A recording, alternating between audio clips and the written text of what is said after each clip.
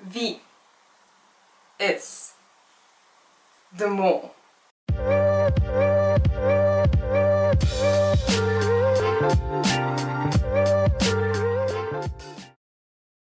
Ja, Jurre geluk is de mol. We know that now, and with that, welcome back to the last Hints and Theories video to Wie is de Mol season 23. My name is Julia, and here on this channel I present you hints and theories that hopefully helped you figure out who the mole is. If you do not want to miss any further hints and theories videos, then please subscribe to this channel here and check out my social media accounts. Yes, guys and girls, Jurre is the mole, and I think a lot of us figured it out correctly, at least if you've watched my last 3 videos that I've uploaded during the week with all the important hints leading to the finalists.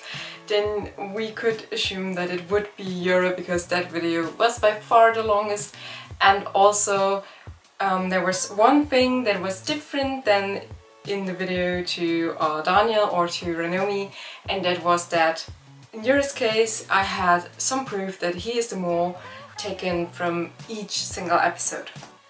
Now the live finale was quite exciting, for me at least, I think. When Rick started his speeches, I was really a bundle of nerves, because I was very sure that it would be Jurre, but this is Wie is de Mol, and you can never be 100% sure about your mole, and this is why there was like a tiny little chance that it would be Daniel, and I'm very happy that it was Jurre and that we figured it out correctly. Now, since I know that you watched this video here after watching the live reveal of the mole, this means also that you've watched the more actions that they presented during the show. And this is why I thought it would probably be cool for you guys and girls to get to know all the official hidden hints leading to Jurre. So they've also released a video about that, but you can only watch it on their website or here on YouTube, and it's only available in Dutch. So I thought it would be cool to translate this and let you guys know about all the hidden hints in English. But first I want to say that Jurre was a very good mole. I know for us viewers at home it was too obvious. It started to get too obvious at around episode number 7. Then a lot of us, well, were deeply into the Jurre tunnel. But for the candidates there who participated, it obviously wasn't the case, because Daniel was the only one who figured out the mole correctly. And yeah, I think that's also why he definitely well, is the correct and the right and the well, winner who really earned that pot.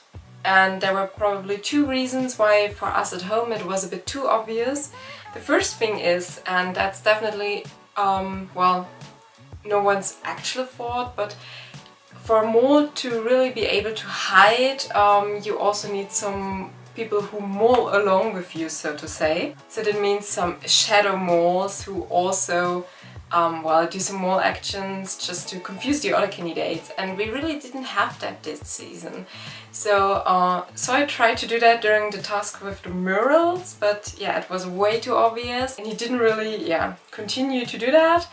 And the other candidates also didn't really do any mole actions, so yeah, there wasn't really a lot of mole behavior during that group. And the second thing is, of course, that the production and the way the show is cutted always influences a lot for us at home, and that probably made Jurre a bit too obvious.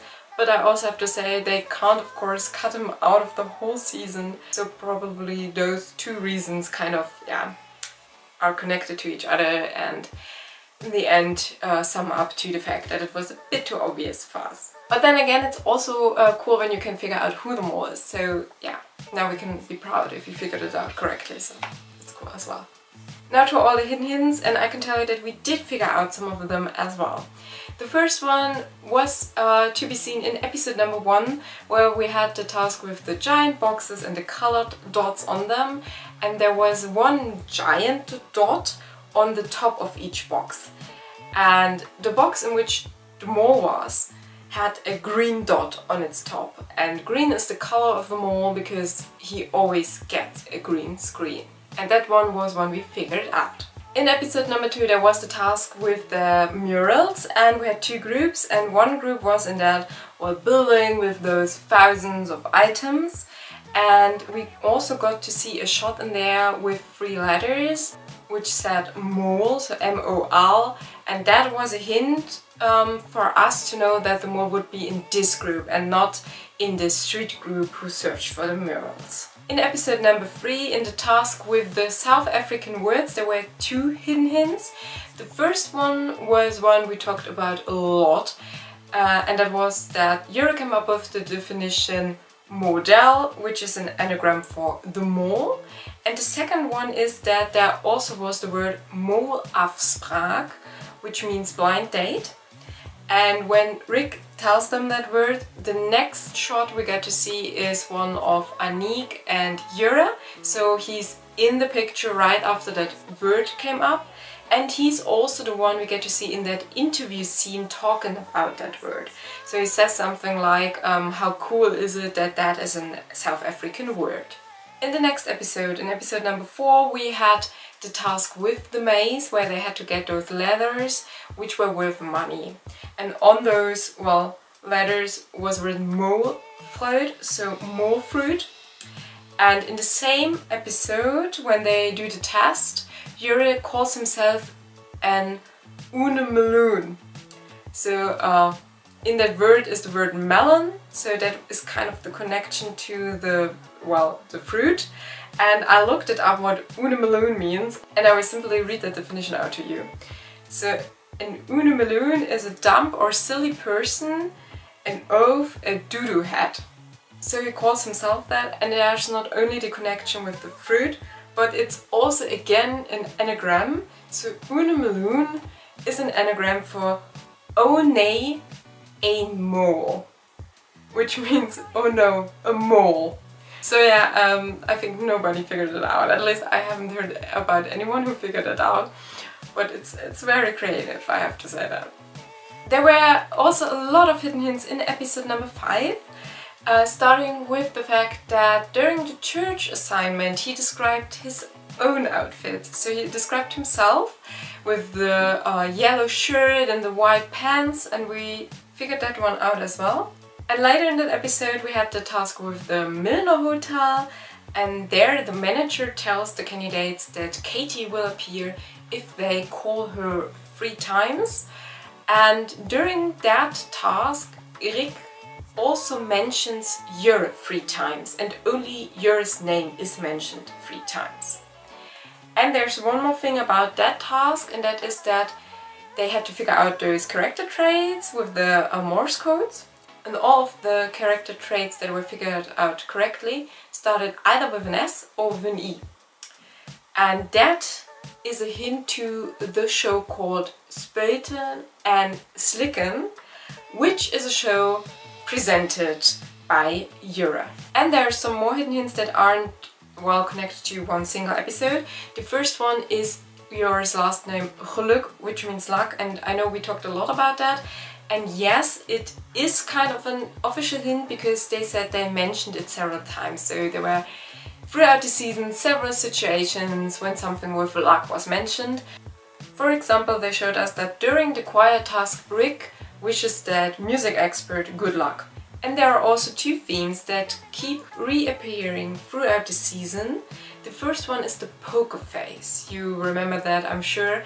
And that one is also connected to Jurre's last name, because poker face refers to the game poker, which means gambling, which means you need luck to be successful, and that, refers to his last name, Geluk.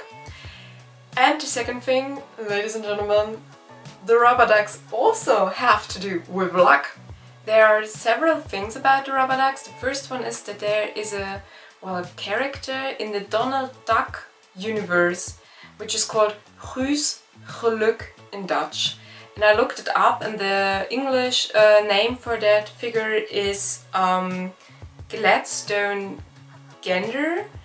I think he's actually a goose, and not a duck, but well, Jurre says that throughout his life he was, well, referred to several times with that figure, and I think they probably thought it was funny because, well, he's called Geluk, so yeah, that's the connection with the rubber ducks. And also yellow is the color of luck, which is also another connection to the rubber ducks. And last but not least, he also mentioned wearing that shirt with that yellow, well, duck in episode number 5 and number 9. So yeah, that were all official hidden hints. I have to say one more thing, and that is connected to the, well, special L magazine you can see in the background. And there is an interview with each candidate in it. And the one with Jurre was pretty interesting when I read it some days ago, because he really says that all his outfits were thought through. He had some help picking them out, and this is why I think it definitely wasn't by accident that he wore that duck shirt twice. Just wanted to say that because a lot of people said, well, it's not actually a duck or a rubber duck on their shirt. And in general, I think that hint wasn't really connected to rubber ducks, more like ducks in general. At least it seems like that. And there's one more thing about that magazine, and that is that in each episode they kind of highlighted one quote from each candidate, and in Jurre's case it was a super fitting quote to them all, especially compared to the quotes of Ranomi and Anya, so the other finalists. I think that one fitted the best to the mall, and that was probably just by accident because of course the people working there didn't know who the mall was, but I think it just fits brilliantly, which is why I'm telling you about it. Yeah, that was season 23 of Wies the Mall. Ranomi, Daniel and Jurre were the finalists. Ranomi was, well, the losing finalist. Daniel is the proud winner. He won a pot of 11,650 euro, which I think is a nice amount, especially compared to last year, which I thought was a bit too low, to be honest, back then. And Jurre Geluk is the mall. I have to say that I really enjoyed watching this season. They had some really awesome assignments in there. They also tried some new things, sometimes a bit too much, but you definitely never knew what was coming next week. That made it a lot, well, more exciting probably. I'm really curious to see if they will continue trying out new things next time. I really hope that there will be a new season next year, but I am kind of sure about that.